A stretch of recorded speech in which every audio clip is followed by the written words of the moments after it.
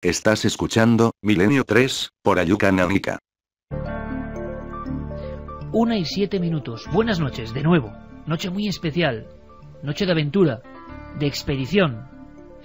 No puedo decirlo mejor, así que tengo un libro, un viejo libro de Charles Berlitz en mis manos. En su página número 7, en realidad página de inicio, dice lo siguiente. Muy al norte de la meseta de Anatolia, en la Turquía oriental y a pocos kilómetros de la divisoria entre Irán y la Unión Soviética, surge súbitamente de la planicie una montaña. No es de las más altas del mundo, 5.156 metros, pero su nombre figura desde hace mucho entre las más famosas. Durante varios milenios, dicho nombre ha entrañado un mensaje para la mayoría de los pueblos del mundo. Un nombre que promete y enseña, ordena y a veces amenaza. Ese nombre es Ararat. Tengo también otro volumen, otro viejo libro, otro anhelo de acercarse al misterio que duerme en esa vieja montaña. Y dice lo siguiente: el tesoro de Agri-Dagi. Durante siglos, cientos de personas han viajado al Agri-Dagi, en turco, montaña del dolor, con la esperanza de vislumbrar siquiera un tesoro legendario. Muchos exploradores han perecido al intentar escalar las empinadas laderas cubiertas de rocas volcánicas, hielo, glaciares y profundas grietas cubiertas de nieve. A veces azotan la montaña tempestades violentas con vientos huracanados, al tiempo que las temperaturas bajan rápidamente hasta más de 50 bajo cero. Los riesgos que para los escaladores representan las avalanchas, los ladrones, los animales feroces, las serpientes venenosas e incluso los terroristas han costado la vida a muchos aventureros. Los pocos, muy pocos que han tenido la suerte de librarse de heridas o de la muerte y que han vuelto para contar lo que han visto del antiguo artefacto, han sufrido diversas calamidades. Todas las fotografías de propiedad privada que mostraban el misterioso objeto han desaparecido. En un caso, el propietario murió asesinado a causa de las fotografías. Muchas de las otras personas que fotografiaron el objeto murieron ya hace tiempo y se llevaron a la tumba el paradero de las imágenes que documentaban el más antiguo de los misterios. Y este viejo autor se preguntaba, lanzaba al aire, al cosmos, una cuestión: ¿qué es ese misterioso artefacto por el que los exploradores arriesgan la vida tratando de encontrarlo? ¿Por qué es tan importante para Estados Unidos y para el Kremlin? A la 1:10, en una conexión mítica, legendaria diría yo, muy cerca de la cima del monte Ararat, Agri-Dagi, montaña del dolor, donde la vieja leyenda de muchísimas culturas afirma que hay una misteriosa obra de ingeniería humana, prodigiosa, un elemento fundamental para el conocimiento de la propia raza humana, algo que han buscado, algo que ha costado vidas. Allí, muy cerca, en el último campamento, a pocas horas de hacer cima, se encuentran dos compañeros. Uno de ellos es Javier Sierra. Javier Sierra, buenas noches. Hola, muy buenas noches, Iker. Javier, emocionados de recibir tu voz con esa limpieza, nos quedamos todos en silencio. ¿Qué estás viendo, amigo? No me extraña.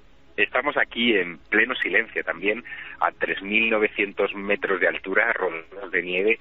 La noche afortunadamente está despejada, pero hemos pasado mucho frío, temperaturas de 15 grados bajo cero, en fin, que hemos soportado como hemos podido en estas tiendas de campaña de lona que aguantan realmente poco. Y nos disponemos a enfrentarnos a la parte final de una aventura que nos ha tenido ya 3 días en esta montaña. 3 días en una montaña de 5.000 metros, 5.165, como es el monte Ararat, donde hay que poner 100 ojos para ver cualquier saliente extraño, cualquier viga de madera petrificada que pueda salir en cualquier rincón, porque, en fin, eso siempre está un poco en el ánimo, pues nos obligará en cuestión de horas a coronar la cima y bueno, a disfrutar de esta aventura, ¿no? Javier Sierra, compañero, esas introducciones son ya míticas, expresan una idea. ¿Qué buscas tú, amigo de aventuras? ¿Qué buscas en el Agri-Dagi? ¿Qué buscas en esa montaña? Pues mira, es una doble búsqueda. Por un lado, siempre mi sentido de intentar tocar el mito, ¿no? Todo aquello que, en fin, está en los libros de historia, en los libros de religión, y luego también esa contradicción de poner a prueba la fe. Fe es creer sin ver, y aquí estamos intentando ver para creer, ¿no? Así que, bueno, ese es un poco, digamos, el sentido íntimo. Y luego un sentido un poco más externo, y es que estoy, como sabes, en la fase final de redacción de una novela donde hay una parte dedicada a esta montaña, y yo no quería escribir sobre esta montaña sin poner el pie en ella. Es un viejo compromiso. Esa montaña guarda un secreto. Muchos han puesto nombre a ese secreto. Muchos piensan que muy próximo al lugar donde se encuentra ahora Javier Sierra puede haber algo que cambie los cimientos de la historia. Hay quien asegura, lo sigue haciendo, que allí, en el monte Ararat, en el Agridagie, montaña del dolor, se encuentra ni más ni menos que la prodigiosa Arca de Noé. Carmen, buenas noches de nuevo. Hola, Iker, de nuevo. Importantísimo abrir vías de contacto para que puedan estar en la expedición nuestros amigos. Lanzamos además una pregunta muy concreta sobre este Arca de Noé para pulsar las creencias a día de hoy, y estamos casi escuchando de fondo pues todos los preparativos que en la tienda de campaña, en el último campamento antes de hacer cima, están ahí Javier Sierra y nuestro también querido amigo César Pérez de Tudela. En ikerjimenez.com está ya el debate de la semana en Milenio 3. ¿Existió el Arca de Noé? ¿Sí? ¿De Noé? ¿Sí o no? Sí ya ha votado un 62,7%, no un 37,3%. Vías de contacto, milenio3 con número @cadenaser.com, 27699, palabra clave, milenio, espacio, vuestros mensajes y la web de la cadena SER. Además, hoy un regalo estrella, Iker, La caída de los gigantes, el último libro que ha publicado Plaza y Janet de Ken Follett. Ken Follett, un libro bien grueso sobre otro enigma histórico, y 3 ejemplares para todos los que nos escriban. 3 ejemplares, 1010 páginas más o menos. 1 y 15 minutos, fotografías aéreas, expediciones, incluso algunos asesinatos, hay que decirlo, por parte de bandidos o de personas que sabían que iba a haber buscadores. La ascensión, imagino que es muy dura, que es muy sacrificada, que la temperatura es bajísima, y yo no sé, Javier, si en este primer ascenso a la montaña habéis encontrado algunos datos, algunas pruebas, algún elemento que te ha llamado la atención para ese misterio de la supuesta Arca de Noé. Bueno, pues como tú bien dices, la ascensión es dura. La primera jornada es una jornada complicada. En nuestro caso, además, se hizo todavía más difícil porque el tiempo acompañó más bien poco. Sufrimos todo tipo de ataques por parte de los fenómenos meteorológicos, y a mí me hacía recordar una cosa que se comenta mucho entre los kurdos de la región antes de la Segunda Guerra Mundial, sobre todo, y es que esta montaña estaba maldita, es decir, maldecía a todo aquel que quería subir a ella para buscar el Arca de Noé, y trataba de mantenerlos a todos a raya. Así que cuando vimos todos aquellos fenómenos meteorológicos, yo recordé un poco esa vieja creencia kurda. Después ya parece que la montaña nos ha bendecido, y yo creo que hoy haremos cumbre porque el tiempo ha mejorado, y bueno, tenemos un arco de unas horas para poder hacerlo y bajar rápidamente antes de la tormenta. Pero sí te diré que charlando con los kurdos que nos acompañan y con algunos guías en Dugubayazid, que es el pueblo que se encuentra a las faldas de la montaña, hemos hecho muchas preguntas, sobre todo sobre ese descubrimiento del Arca de Noé que se hizo público el pasado mes de abril por parte de un grupo de chinos, de expedicionarios chinos, que mostraron al mundo unas imágenes realmente insólitas de una estructura de madera dentro de un glaciar que en fin era único, ¿no? Bueno, pues se ha abierto una investigación en la que estamos dando los primeros pasos, pero creo que vamos a conseguir pruebas que demuestran que se trata de un fraude que empezó a alarvarse hace 5 años y que culminó en unas fechas como estas, en octubre del año pasado, 2009, cuando un grupo de Hong Kong instaló una antigua casa de madera traída desde el mar Negro, que está cerca, instalada en un glaciar justo en estas fechas, que es cuando las cuevas de los glaciares comienzan ya a helarse y por lo tanto son más sólidas para poder penetrar en ellas, dejada congelar durante unos meses y redescubierta, entre comillas, en el pasado mes de abril para crear esa sensación mundial. Esta era la voz de uno de los portavoces de investigación cuando llegan a Estambul y hacen un comunicado que recoge toda la prensa mundial: descubiertos restos del Arca de Noé. No es la primera vez que se dice. Sonaba así esta crónica, impresionaba, y es interesantísimo, nunca mejor dicho, con el pie en el terreno nevado. Bueno, ahora nos contarán Javier y César Pérez de Tudela cómo está exactamente ese lugar, pero el acontecimiento motivó todo tipo de enfrentamientos a favor y en contra. Había unas imágenes, una especie de cobertizos. Esta era la crónica. Encontramos la cueva a 4.200 metros y había madera dentro de ella. Es algo muy interesante y es también muy difícil entrar. Nos adentramos en ella alrededor de unos 12 metros. Tomamos algunas piezas dentro de la caverna porque no es muy normal trabajar con algo como madera. Tomé las piezas y las mandé a Hong Kong. Me está llegando la respuesta de los analistas y dicen que sí, que es madera. Siempre creyeron que allí estaba el Arca de Noé y que la encontraríamos algún día.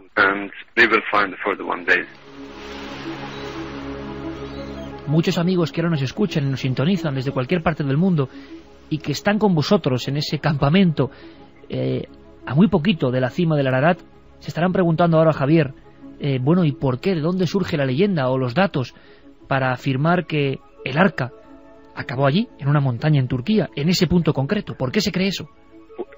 Pues mira, aparte de la Biblia, que evidentemente cuenta la historia de Noé y cuenta la llegada de esa embarcación al Ararat y cómo Noé desciende con su familia sobre esta cima para poblar, digamos, la nueva humanidad que surge después de esa catástrofe, aparte de eso hay muchas fuentes históricas. Por ejemplo, Beroso, el famoso historiador babilónico al que debemos mucha de la información que conocemos sobre la Mesopotamia antigua, menciona el Ararat y menciona el Arca como como su característica fundamental, que era visible incluso en el mundo clásico, en la antigüedad clásica, desde los alrededores. Marco Polo, cuando pasa cerca de estos territorios, también habla del Arca, también le cuentan la historia de ese barco en la cima y deja constancia en sus escritos de la existencia de este objeto.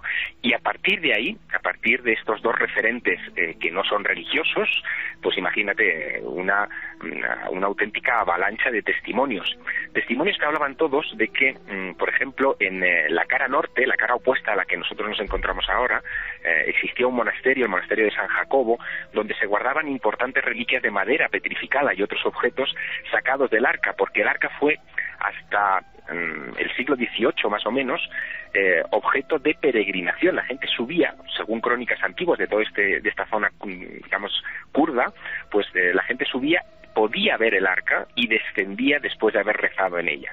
Todo eso desaparece después de ese terremoto de 1840, que deja una brecha profundísima en la montaña, que es el barranco de Ahora, se conoce así como el barranco de Ahora o de Aguri, y a partir de ahí todo lo que se refiere a la existencia material del Arca y la posibilidad de verla se difumina un poco hasta 1952, en el que Ferdinand Navarra, acompañado de su hijo de 11 años, hacen una incursión ilegal.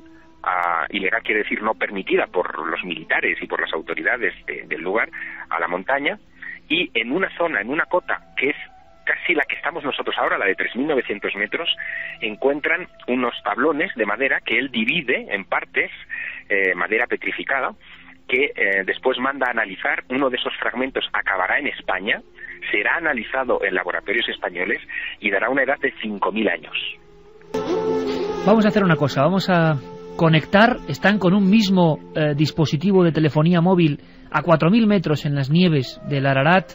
Vamos a conectar con César Pérez de Tudela, si te parece, Javier, y luego volvemos con Javier. Les dejamos, desde luego, su ascensión, pero quiero que nos cuenten, no nos pueden dejar con la miel en los labios, algunas cosas más. Antes de hablar con César, Carmen, titular, por ejemplo, del País, que hace referencia y condensa todo lo que se dijo. El cuento chino del Arca de Noé. Un ataque tremendo a esas noticias que, bueno, reivindicaban un hallazgo sorprendente por parte de los chinos. Sí, además en el País apuntaban la esperpéntica noticia del hallazgo de la mítica nave Invita a navegar en su leyenda.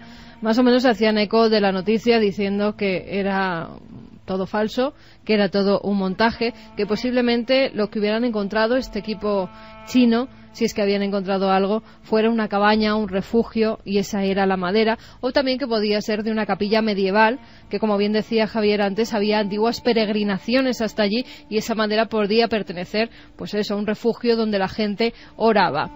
Lo que decían es que habían mandado a analizar la madera que habían encontrado, dado una datación por el carbono 14 de 4.800 años, y incluso pedían al gobierno turco que cercaran la zona, que iban a hacer una un hallazgo arqueológico, que iban a hacer una prospección arqueológica allí para intentar desenterrar el arca, y que incluso se habían puesto en contacto con la UNESCO para que lo declararan Patrimonio de la Humanidad. Corrieron demasiado en muy poco tiempo, ¿no? Corrieron demasiado para luego quedarse en nada, porque la noticia no ha continuado desde el mes de abril, que esto se dice que es un fraude. No han vuelto a emitir ninguna rueda de prensa, no ha salido información sobre este grupo, no se sabe qué han hecho con esos hallazgos de madera, si es que en realidad era madera lo que habían encontrado, ni se sabe si han vuelto allí a excavar. Una cosa más, Santiago Camacho, buenas noches de nuevo, compañero. Buenas noches. Sí, en los libros del Arca de la Alianza, perdón, del Arca de Noé, no de la Alianza, que sería la otra arca misteriosa del Arca de Noé, que está muy cerca, si es verdad la leyenda, de donde están nuestros compañeros ahora mismo, se ha hablado también de conspiración y de espionaje. Decía uno de los autores de uno de esos libros, El increíble descubrimiento del Arca de Noé, decía, las fotografías siguen siendo archisecretas y se guardan en cámaras militares bajo tierra en Estados Unidos y escondidas en las dependencias del KGB y del Kremlin. ¿Es realmente el Arca de Noé lo que descansa en esa montaña? ¿Se tienen pruebas? ¿Por qué siguen siendo top secret? Bueno, todo esto en relación a una serie de documentos gráficos, Santi, bastante discutidos, diferentes expediciones y sobre todo visiones aéreas y dos posturas. Una forma natural que provoca ese efecto óptico de lo que parece una nave, un navío, un barco, y otros que piensan que es verdad, que es madera y que ahí hay algo. Sí, de hecho, posiblemente la imagen que tenemos todos en la retina, los que hemos leído estos libros, pues sea la imagen aérea que se toma en 1959 por parte de un piloto que fue haciendo un reconocimiento rutinario de la zona. Estamos en la Turquía de la Guerra Fría, es un lugar caliente militarmente y estratégicamente hablando en aquel momento, pues se encuentra precisamente en los parajes donde está Javier ahora mismo, pues con un objeto ausado de un tamaño descomunal que destaca profundamente sobre el resto del fondo.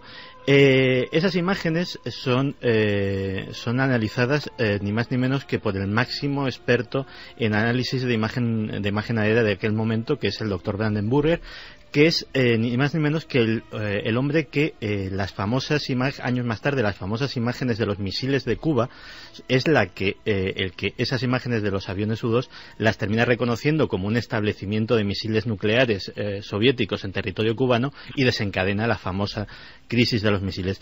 Y este hombre pues llega a la conclusión de que eso no es una formación natural. Es más, en algún momento llega a afirmar que sí, que puede ser un barco, y se monta un revuelo tremendo, sobre todo entre los círculos evangélicos, las adscripciones cristianas, que hacen una lectura más literal de la Biblia, creacionistas, es decir, que todo el mundo se creó en 7 días, todo es coma por coma tal y como cuenta el relato bíblico. Y a partir de entonces se hacen varias intentonas. Posiblemente la más ambiciosa sea la que Ron Wyatt hace en 1977, que bueno, pues llega hasta ese punto y también toma una serie de muestras, de medidas, hace incluso un análisis por radar, que en aquel momento, por radar arqueológico, que en aquel momento era posiblemente la tecnología punta en arqueología, y hace unas afirmaciones bastante gruesas en cuanto a que eso efectivamente es el Arca de Noé, que está ahí, que eso es madera petrificada y que incluso hay varias cubiertas debajo de la tierra. 1,27 a 4.000 metros, escalando la montaña Agridagi, la montaña del Ararat, como dice Santiago Camacho, en un lugar geoestratégico fundamental. Dicen algunos cronistas que en mitad de esas llanuras, esa montaña solitaria o prácticamente solitaria, junto a otra hermana más pequeña, provoca un sentimiento casi místico. Podemos conectar con César Pérez de Tudela, ni más ni menos, porque César es uno de los símbolos, sin duda alguna, de la investigación, de la aventura, de la exploración en este país, y le tenemos una grandísima admiración. César, buenas noches. Buenas noches, Iker, muchas gracias, eres muy amable. César, de verdad, bueno, no podías faltar tú en esta aventura, y me gustaría hablar contigo del otro sentido, es decir, ¿cómo estáis ahora mismo? ¿Cómo es un campamento a 4.000 metros cerca de la cima de un lugar con tanto sentido, ¿no?, para los amantes del misterio? ¿Es un lugar excepcional? ¿Para ti es una montaña más? ¿Qué tiene de especial, César? No, curiosamente para mí no es una montaña más, porque yo he salido durante la noche un par de veces al aire libre y he visto un cielo luminoso lleno de unas estrellas que prácticamente serán las mismas, pero que yo no había visto en ningún lugar del planeta. Todo son piedras negras cubiertas de nieve blanca, en suaves pero pronunciados precipicios. Y entonces estamos aquí, ahora concretamente Javier y yo, en una tienda un poco colgada de esas piedras y de ese precipicio. Tenemos otra tienda más con dos compañeros más de expedición, los zurdos que nos acompañan, y estamos en una noche de misterio en la que vamos a salir al frío, un frío bastante intenso de esta noche, pues a caminar entre la oscuridad para en el amanecer acercarnos a esa cota mágica de los 5.000, casi 200 metros, en donde efectivamente vamos con los ojos muy abiertos, porque yo que ya he estado en esa montaña, es mi quinta aventura en esta montaña, en la que además he subido, además son muy pocas extensiones, por esa vertiente norte, donde está el glaciar de Aorá, donde estuvo ese monasterio que era el que guardaba las reliquias del Arca. Pues yo no he venido nunca con un personaje como Javier, que va documentando cada uno de los parajes en los que nos encontramos, ¿no? Entonces para mí está resultando esta una expedición muy altamente interesante. Ojalá traigamos más conclusiones, de esto que es tan difícil, porque efectivamente ojalá encontráramos esa madera, ¿no? Esa madera petrificada, aunque fueran unos trozos, para que siguiendo el camino que abrió ese Ferdinand Navarra, pues pudiéramos esclarecer algo de este precioso misterio, ¿no? Javi, pues aquí estamos en esta noche. César, fíjate, esto es un poco telepatía, te iba a preguntar exactamente, César, te lo juro, te iba a preguntar cómo es, tú que has estado varias veces en esa montaña, debe ser distinta la ascensión, yendo con un compañero, conocemos muy bien a Javier Sierra, que te va contando un montón de historias, que quizá no sean historias comunes, pero que van dándole incluso psicológicamente a la ascensión, a la pura expedición, al puro alpinismo o al montañismo o la escalada, le dan otra dimensión totalmente diferente, ¿no? Me estoy imaginando ahora, viendo la fotografía de una pequeña tienda y de dos compañeros, ahí es nada, como César Pérez de Tudela, repito, uno de los símbolos de este país, que a veces yo creo que no reconoce en exceso a sus símbolos, ¿no? Símbolo de aventura, símbolo de autosuperación, ese es César Pérez de Tudela, sus libros, sus obras, sus ascensiones míticas, sus crónicas periodísticas, pero acompañado de Javier Sierra, y es nada, ¿no? Entonces me estoy imaginando, César, que incluso el territorio que tú ya conocías cobra otra dimensión, sabiendo lo que muchos buscaron ahí y muchos pasaron bastantes peligros. Yo no sé si has tenido algún detalle, algún elemento. ¿Por qué tiene tan mala fama esta montaña, César? ¿Es muy difícil o es diferente en la escalada? O parece ser la fama que tienes casi de inaccesible, pero no es así, ¿no? No es así, pero efectivamente todo lo que dices es cierto, ¿no? La montaña ha estado prohibida durante mucho tiempo. La montaña, claro, guarda sus armas, ¿no? Y sus armas son una climatología adversa, nieve. La montaña no es particularmente llena de paredes verticales, pero hay que ascenderla. Y efectivamente el otro tema que me preguntas, si esta ascensión mía es muy distinta a otras anteriores, totalmente, porque Javier, ya te digo, va de una forma meticulosa como yo no había visto, va cada paso de la montaña lo va escudriñando, lo va interpretando, va sacando fotos vía satélite, se va identificándolas con el terreno que vamos pisando, es decir, cada paso trata de esclarecer estos misterios tan grandiosos y tan misteriosos que encierra, ¿no? Para mí está resultando una aventura trascendental. Y qué importante, César, que podéis compartir unos minutos con cientos de miles de amigos de todo el mundo. Esta es la magia de la comunicación, que desde diferentes países y lugares están ahora con vosotros ahí en el Agridagui. Oye, César, ¿y qué se hace ahora? Primero, ¿qué frío hace? ¿Qué temperatura tenéis? ¿Cómo vais pertrechados? ¿Y qué es lo que vais a hacer ahora en cuanto colguemos la conexión? ¿Qué es lo que vosotros vais a hacer para que os visualicemos prácticamente?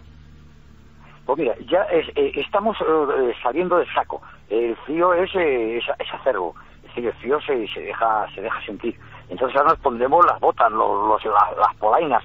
Trataremos de tomar algún líquido, algo de té caliente, y nada, con la mochila y emprenderemos ascensión a oscuras, curiosamente a oscuras, solo con las lámparas frontales que llevamos para ir viendo dónde ponemos los pies, porque efectivamente puedes resbalarte en cualquier momento. Y bueno, es aquí en la noche, ¿no? Como unos, como de alguna forma somos unos aventureros que se adentran en un mundo oscuro, viendo, tratando de ver ya la claridad de la cima. Bueno, no, es difícil describirlo, Iker, pero es una aventura muy singular. Entendemos, César, ahora entonces a todos los cronistas que decían que la visión misma del Agri-Dagui, del monte Ararat, causaba visiones en la antigüedad y causaba un extraño misticismo. ¿Podemos entenderlo ahora? Sí, totalmente, no. De momento todas las montañas son tienen un componente poético místico muy elevado, pero en este caso concretamente en el Ararat mucho más, ¿no? Y además, como bien dice Javier, el monte Agri es un monte de ascensión agria, de ascensión dura. No nadie nos va a regalar el haber podido llegar, ojalá lo hagamos a la cima, ¿no? Además, bueno, acompañándonos con estas visiones y con esta promesa de encontrar algo, porque todos deseamos encontrar, ¿no? Encontrar en esta vida de esfuerzos, encontrar también alguna explicación más, ¿no? No solo la que nuestro espíritu nos vaya dictando. Cuando llegues a la cima, César, ¿hace falta oxígeno? ¿Se puede respirar a pulmón libre? ¿Notáis ya a esa altura, si fuésemos cualquiera de nosotros, no iniciados en la montaña, tendríamos problemas? Bueno, se nota, efectivamente, se va notando los 3.000 metros, va notando los 4.000, va notando los 5.000. A 5.000 metros, es decir, cuando estemos en la cumbre estaremos al 50% de la tensión de oxígeno, por tanto, respiraremos la mitad de lo que se respira en la playa o en un lugar bajo, ¿no? Pero bueno, efectivamente no necesitamos aportación de oxígeno artificial en absoluto, pero vamos notando el cansancio y la asfixia que entraña la altitud, ¿no? César, no sé si es indiscreción, ahora a la 1:35 de la madrugada aquí en España, ¿tú cuántos años tienes? Bueno, yo procuro siempre olvidarlo.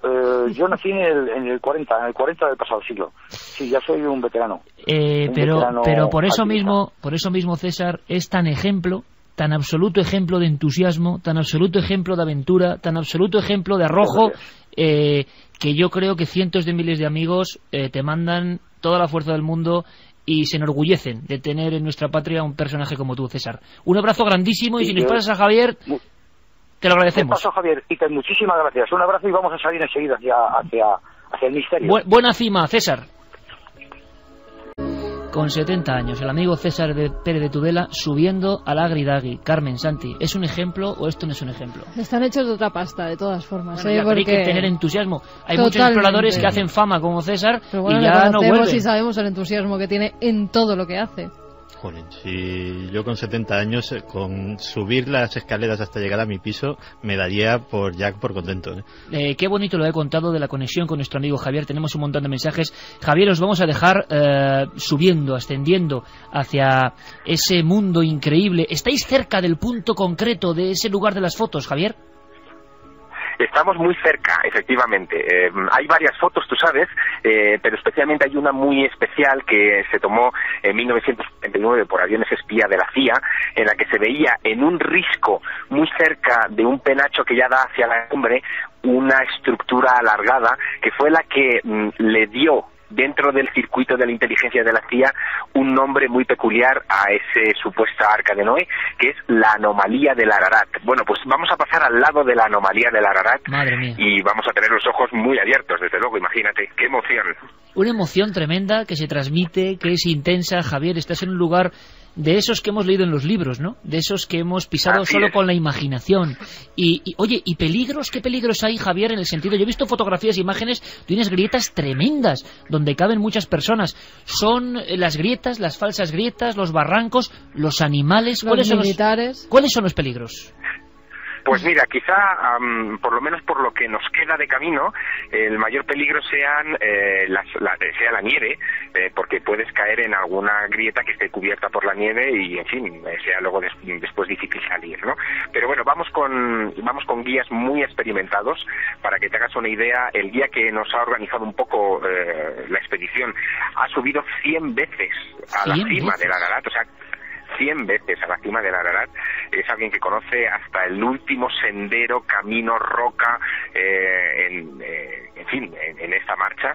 Y bueno, lo que decía César antes, vamos a caminar a oscuras, eso es un punto de peligrosidad, pero vamos a ir también viendo amanecer según vamos ascendiendo, así que también yo creo que la visión va a ser, única, realmente única. Tú que eres un... Hola Javier, buenas noches, estoy Santi. Buenas noches, Santi.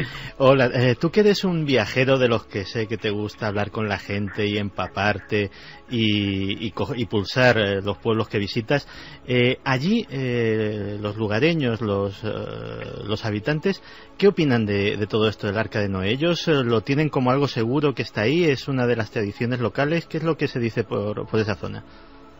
Pues mira, como es una cuestión de fe, aquí se lo toman como una cuestión de fe, sí creen en esto. Piensa que el Arca de Noé y la historia de Noé está mucho más detallada en el Corán que en la Biblia, y por lo tanto la gente que es musulmana, que hay muchos más musulmanes que cristianos en este área, pues lo toman desde luego como un artículo de fe. Lo que sí que sorprende, y vuelvo al principio de nuestra conexión y a esta historia del último hallazgo del Arca, es que Dogubayazid, que es la ciudad de la que parten todas las expediciones, está inusitadamente tranquila. Si se hubiera descubierto realmente el Arca de Noé, esa ciudad no sería la misma. Y decían con razón, me decían en la calle, cuando yo preguntaba, que ya les extrañaba mucho que la prensa internacional no se hubiera acercado por allí. Es decir, que la noticia se ha dado en un circuito, digamos, de cristianos evangelistas muy concreto, pero no ha trascendido más allá de eso, ¿no? Javier, ¿habéis pasado por el Valle de los Ochos, esa zona donde dicen que se refugiaron los supervivientes?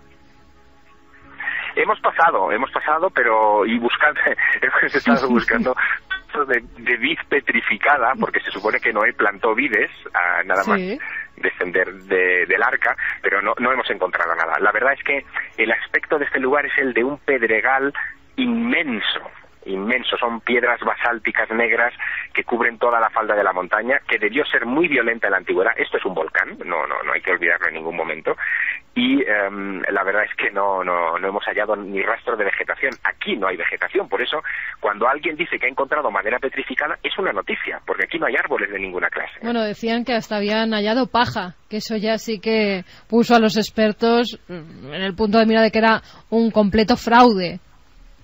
Bueno, si te refieres a este último descubrimiento, desde luego, no solamente paja, sino también telarañas, y aquí te puedo jurar que no hay ninguna araña ni nada que se le parezca, Javier, para una persona como tú, que no eres alpinista, evidentemente, y que hemos estado hablando de esta expedición y que te has preparado a conciencia, ¿qué notas en tu cuerpo? ¿Qué notas en tu respiración?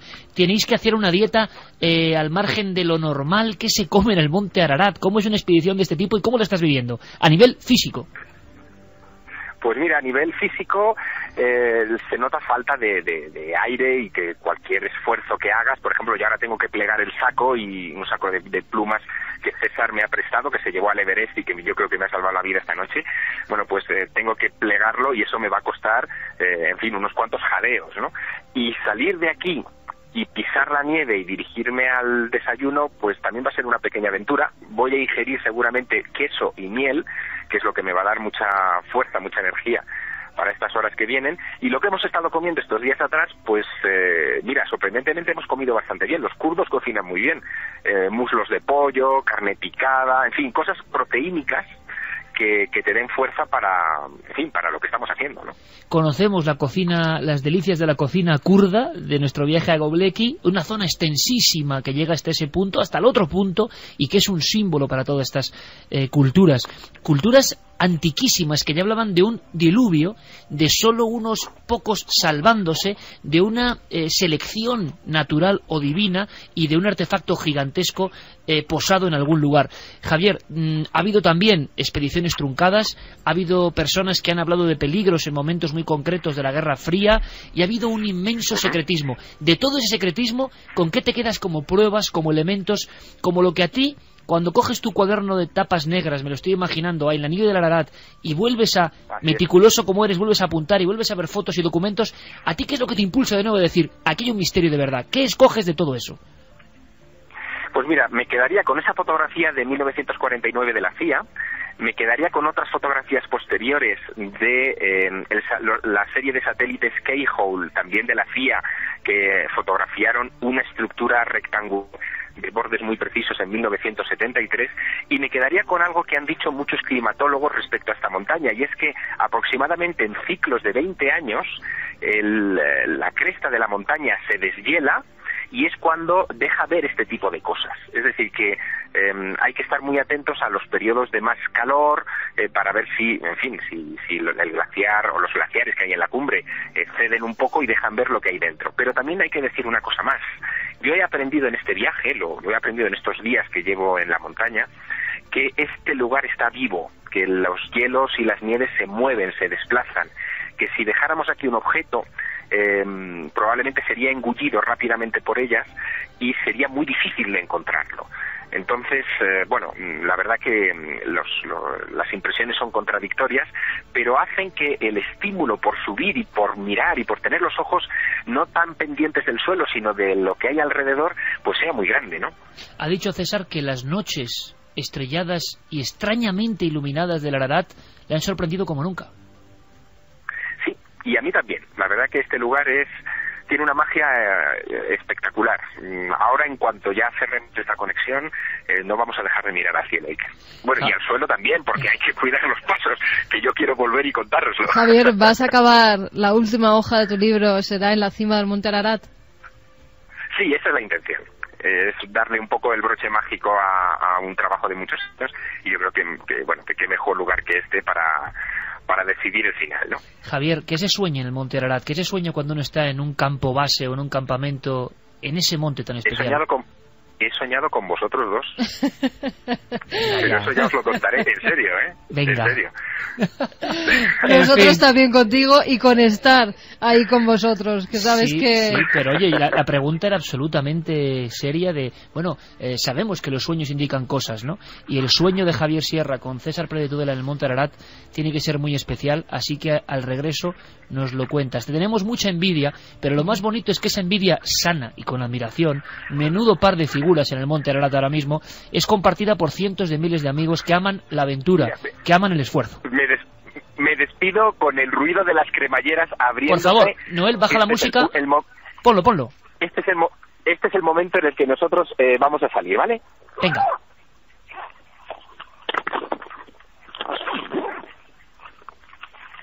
Javier Sierra, compañero, feliz cima, feliz cumbre, un abrazo muy grande. Gracias. Y cuando estéis ahí arriba, César Pérez de Tudela, Javier Sierra, en la cima del Agri Dagui, ojalá encontréis pistas y las traigáis aquí del Arca de la Alianza, pero acordaros no solo de Milenio 3, por favor, del Arca de Noé, sino acordaros, por favor, de toda la gente que soñaría con estar ahí, que os admira y que ahora mismo está con la imaginación, que ese es el poder de la radio, en un monte a 5.000 metros de altura, donde hubo uno de los grandes acontecimientos seguros de la historia. Acordaos de todos ellos y acordaos de Milenio 3. Un abrazo muy fuerte, amigos.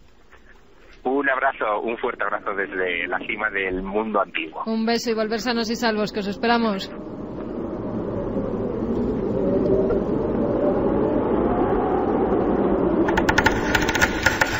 Milenio 3. Detrás del misterio. En busca de una respuesta. Cadena SER. Estás escuchando Milenio 3 por Ayuca Náutica. 1:47, por supuesto, paso revista y represento de nuevo al equipo. Fermín Agustí, Carlos Largo, Noel Calero, con esta música de Evangelis. Era emocionante escuchar al colega, querido amigo hace tantos años, Javier Sierra, compañero de esta nave, casi nada, porque sabemos lo que significa para él subir el monte Ararat, el Agri Dagui, el lugar de las fotos, de los satélites, de las maderas petrificadas, el lugar que ya los babilónicos hablaban de la inundación de Unapistin, el lugar de las Sagradas Escrituras, el lugar donde parece ser, cuentan, que la raza humana, de alguna forma, que la vida en el planeta comenzó de nuevo. Y los más escépticos dirán, bueno, ¿y si todo es un fraude o todo no tiene sentido? Pero ¿por qué en ese monte en concreto, desde el principio del tiempo? ¿Por qué en ese lugar? ¿Por qué está ahí la leyenda? ¿Por qué los mitos se centran, se posan en un sitio? ¿Esto es una simple casualidad? Yo, amigos, estoy convencido de que no lo es. ¿Cómo era escuchar a nuestros compañeros con esta sintonía de Evangelis de fondo? ¿Cómo era? Pues la sensación de que la magia de la radio, del micrófono amarillo de la cadena SER, llega donde no llega casi nadie. Un programa escuchando el pálpito y el hálito auténtico de dos hombres en la oscuridad de la montaña. Yo creo que no se ha hecho jamás. 2 hombres subiendo Agridagi, montaña del dolor, montaña del Arca de Noé. Y no sé qué piensan de todo esto nuestros oyentes. Repetimos líneas que conectan con el frío casi polar, muchos grados bajo cero, de esa zona de Turquía, frontera con la antigua Unión Soviética y con Irán. Ahí es nada. ¿Dónde estaba el monte? Ahí es nada. Sí, además, gran regalo, lo digo por el autor, Ken Follett, y también por las páginas del libro. Gracias. Fíjate qué casualidad que me acabo de dar cuenta ahora. 1010 páginas, ¿no? 10-10. La noche del 10 del 2010. No está nada mal la efeméride. No existen las casualidades. Pues eso, que sorteamos la caída de los gigantes, de Ken Follett. Vamos a repetir las vías de contacto. 27699, palabra clave, Milenio, espacio vuestros mensajes, milenio3 con número @cadenaser.com y www.cadenaser.com. Nos decía Manuel Páez, desde Valladolid, una leyenda sobre el monte Ararat. En esta montaña tiene su origen la leyenda de los 10.000 mártires del monte Ararat.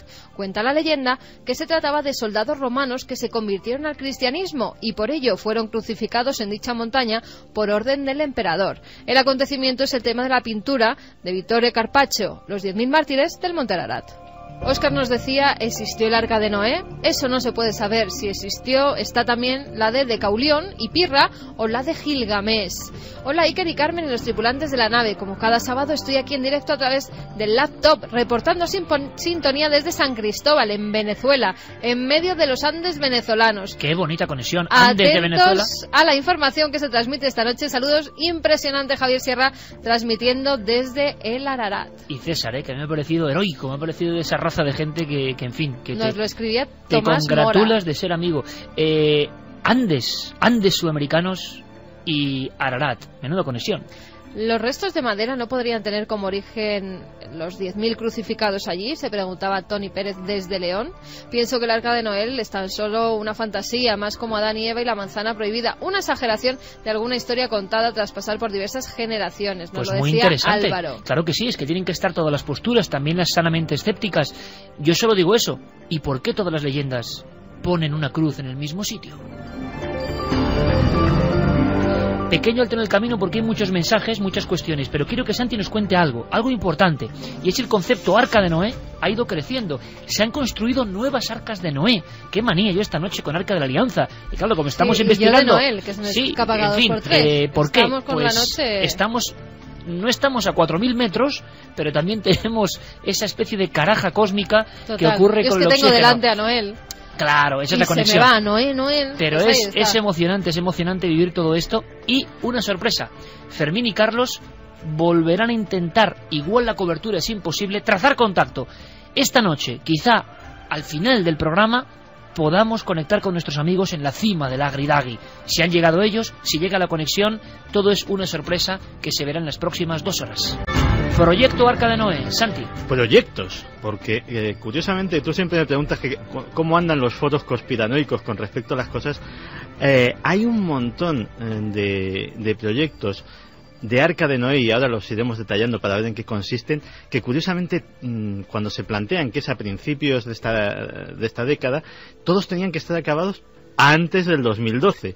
Y claro, eso ha generado diversas suspicacias de por qué tanta coincidencia en diversas cosas que vamos a detallar. La primera de ellas es el Arca de Noé Noruega.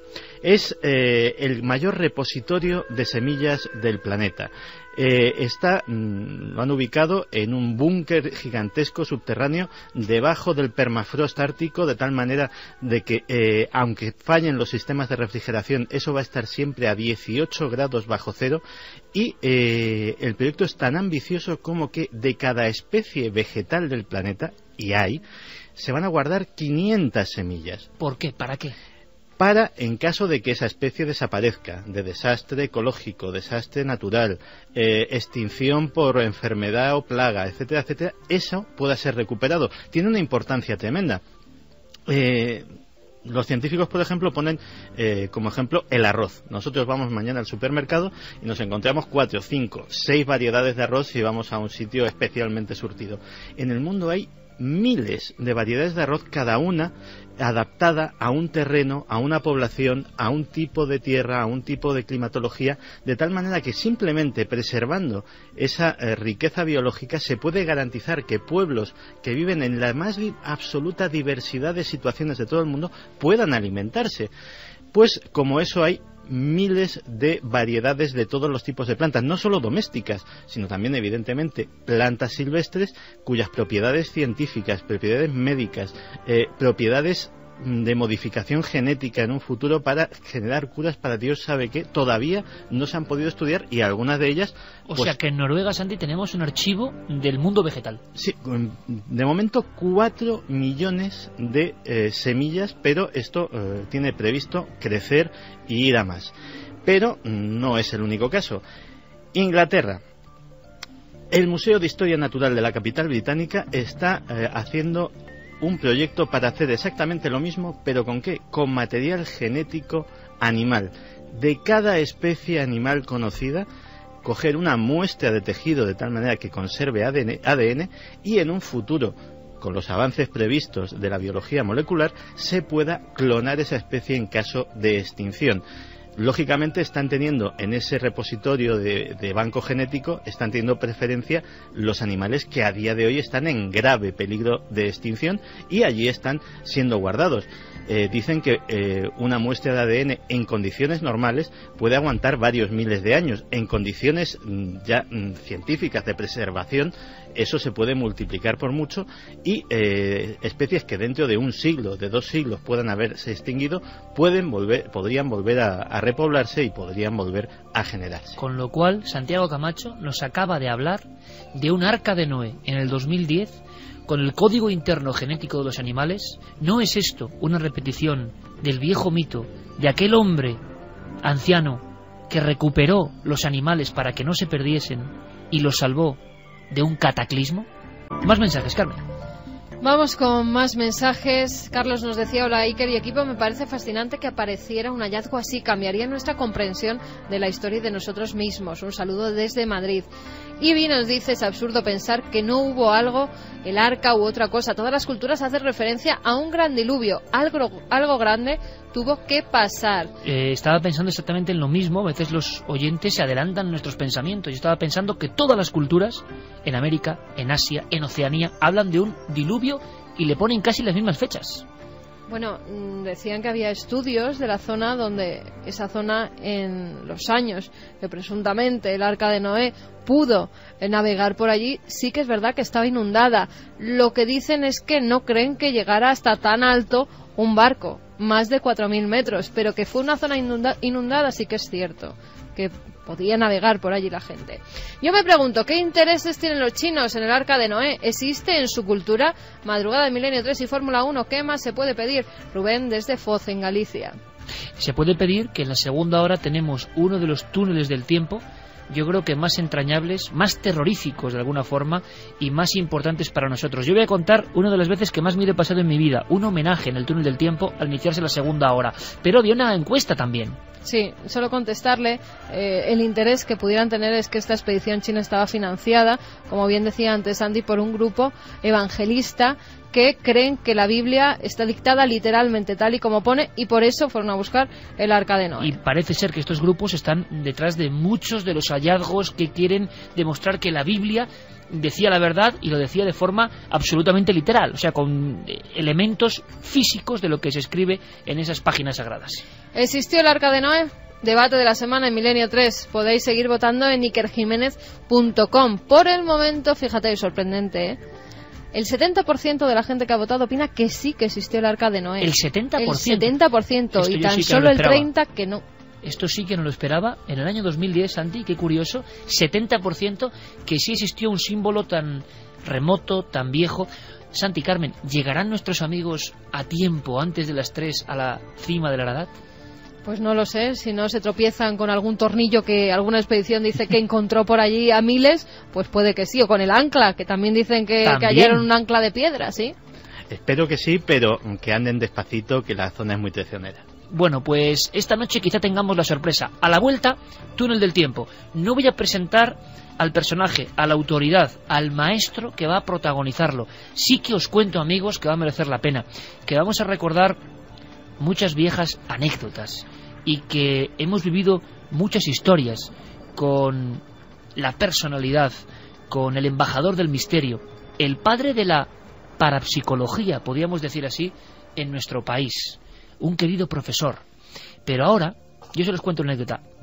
Recuperando los documentos que vienen en la segunda hora, en un pequeño estudio, en uno de los muchos que hay aquí en Gran Vía 32, metido, escuchando los cortes y las voces, he sentido muchas cosas, como pocas veces, muchas emociones. Me he reído, he estado a punto de soltar lágrimas, os lo aseguro, y luego os contaré por qué, y he sentido escalofríos de nuevo, porque vamos a hablar de un maestro inolvidable. Y si hacemos el túnel del tiempo, es para que personas como él no se olviden nunca.